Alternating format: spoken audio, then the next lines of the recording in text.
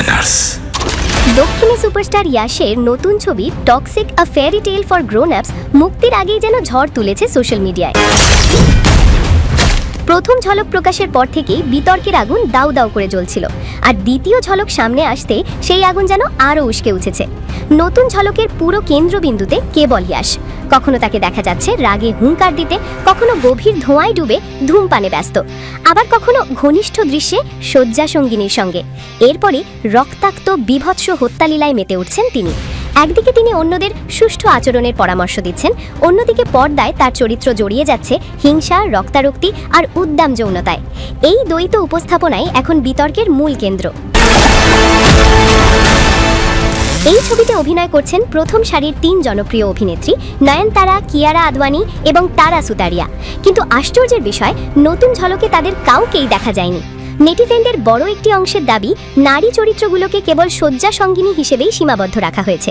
তাদের নিজস্ব পরিচয়, শক্তি বা কাহিনীতে প্রভাব কোথাও যেন স্পষ্ট নয়। ফলে সোশ্যাল মিডিয়ায় উঠছে টক্সিক ম্যাসকিউলিনিটি প্রচারের অভিযোগ।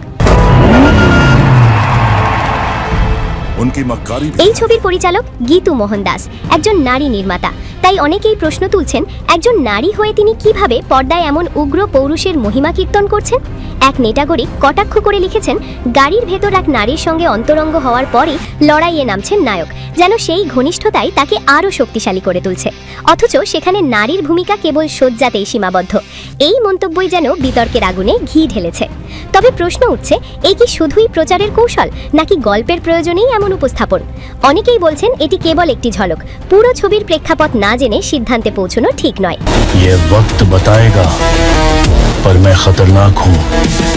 আবার অন্য অংশের মত, ঝলকে যখন এমন বার্তা দেয় তখন সমালোচনা তো হবেই।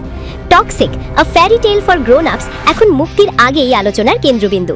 ইয়াশের ভক্তরা যেমন উচ্ছ্বসিত, তেমনি সমালোচকদের কণ্ঠ তীব্র। এই ছবি কি সত্যি উগ্র পৌরুষের প্রচার করছে, নাকি গল্পের গভীরে রয়েছে অন্য কোনো সামাজিক বার্তা?